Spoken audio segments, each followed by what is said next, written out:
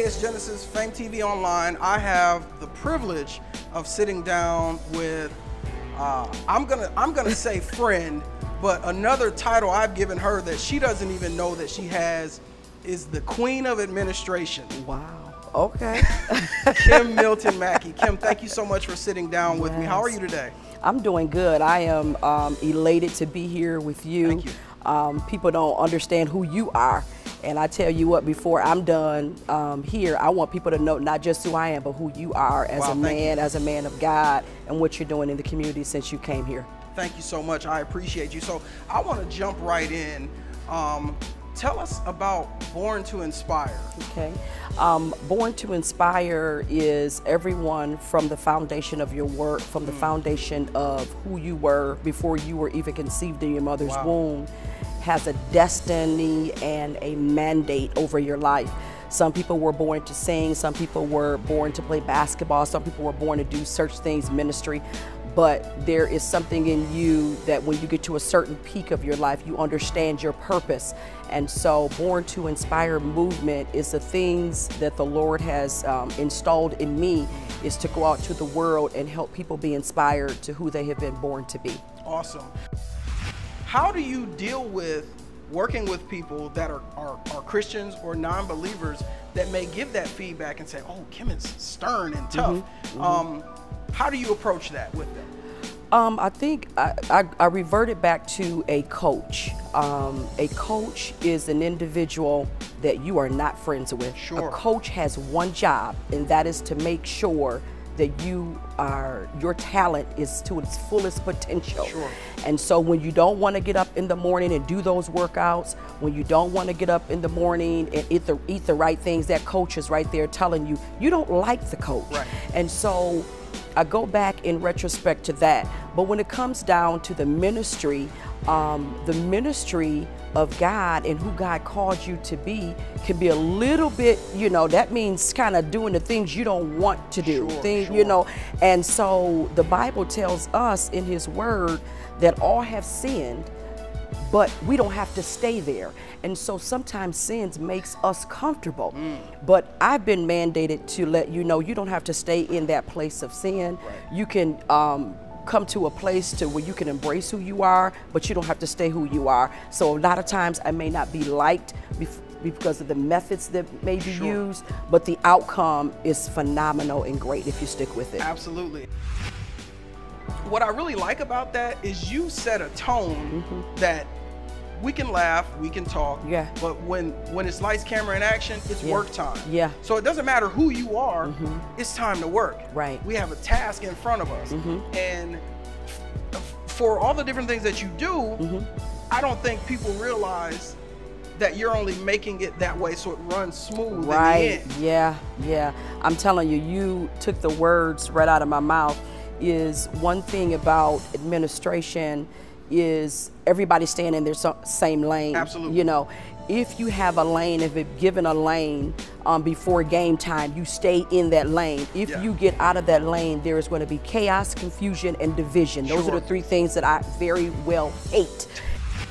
But if you have someone's vision in front of you and they have given you the mandate to take that delicate vision, that baby, so to speak, then you take that baby as if it was born premature and you deal with it delicately. And all the individuals that come in contact with that little baby, it's your responsibility. And so that's why I take things as serious as that I do. And it can only be appreciated. Right. In the moment, you may say, somebody may say, wow, who she's talking to, but in the end, it's appreciated. I know in certain things I've done, I said to myself after the fact, well, that was something that maybe I did to spark that energy that was transferring between her and I. So what can I do to be better? Right. And going back to your coaching, you're there to make people better. Yeah. It isn't about, oh, I like you so much, oh, I love you so much, she's the greatest person on earth. Right. Because people, I can't think of a better way to say it, but you don't have time to look like a punk when you're working hard. Right. You don't have the time. Right. And so I know that you personally push a lot of artists, push a lot of business ventures, push a lot of entrepreneurs, and maybe even help them stay sane in a time where they feel like they're about to lose it. Right. who's pushing Kim? Yeah. Well, let me just, I love what you said, because first, I'm a prayer warrior. Okay. There's no way I can go into the battle without fasting, without praying, without being consistent with God. I never take a project on until the Lord gives me the okay to do so. Awesome. Because there are spirits that come along with certain projects. Right. And you have to be able to fight those different spirits, whether it be on yourself or whether it be on the person. And so I say that my foundation came from my mother, Evangelist Virgie Milton, who is, they call her the rock of all ages. They call her the hammer. Okay, so I'm Little Hammer. Yeah. And then that's that forceful side of me. But then that submissive and humble side comes from my father, who is Bishop Aaron Milton, Southwest Michigan, 4th Ecclesiastical Jurisdiction. He is the bishop. I'm telling you, those are the people that I look up to, I focus on. Each decision is made based off the training that I've received from them. Wow, that's awesome.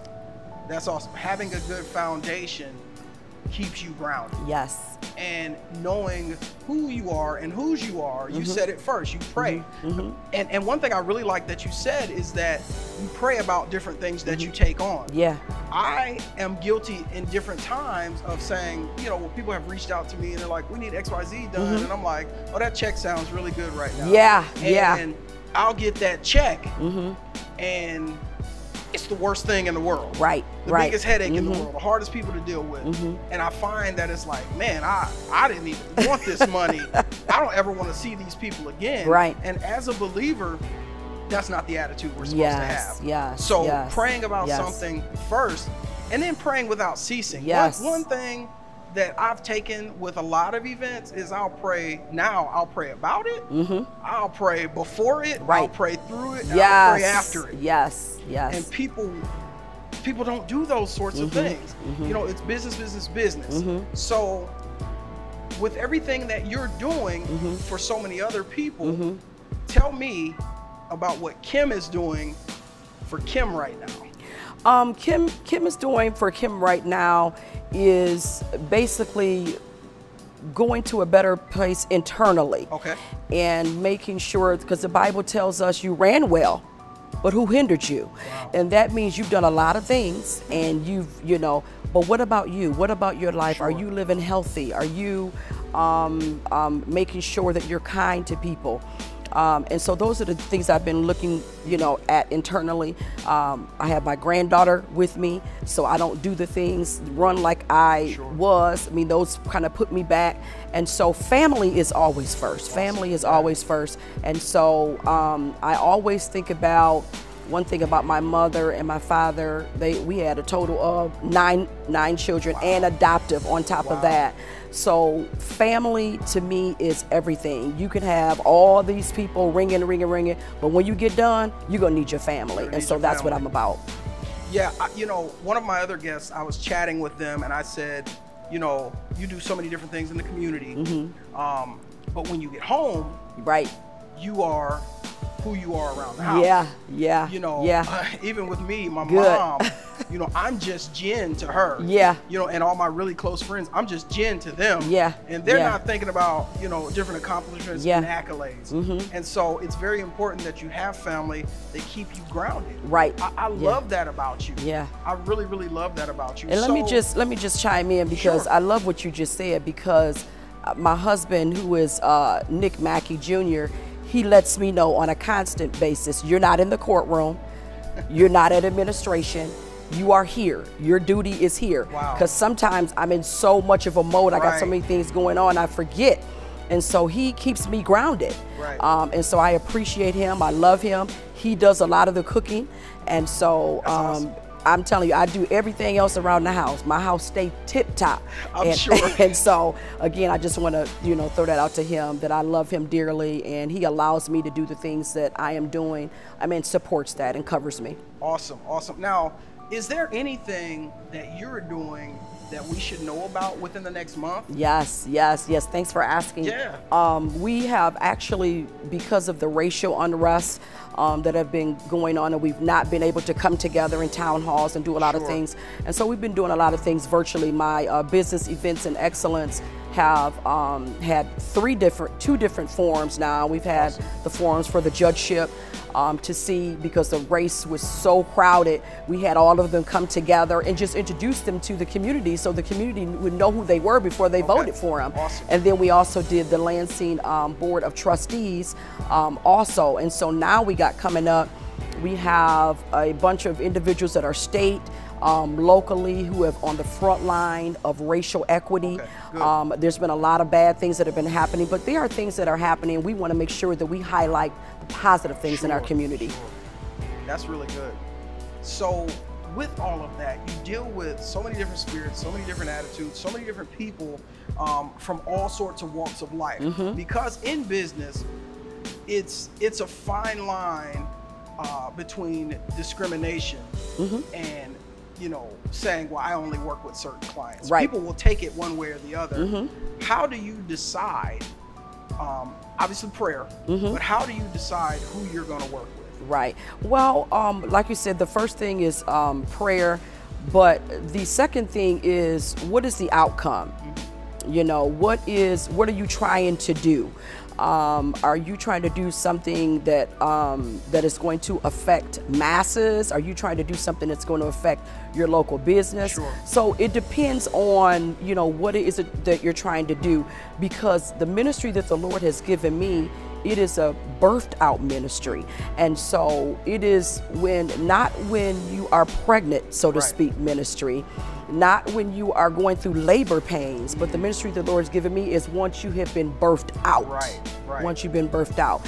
And so it depends on the stage of, you know, who's asking, what they're asking for, and all these different things.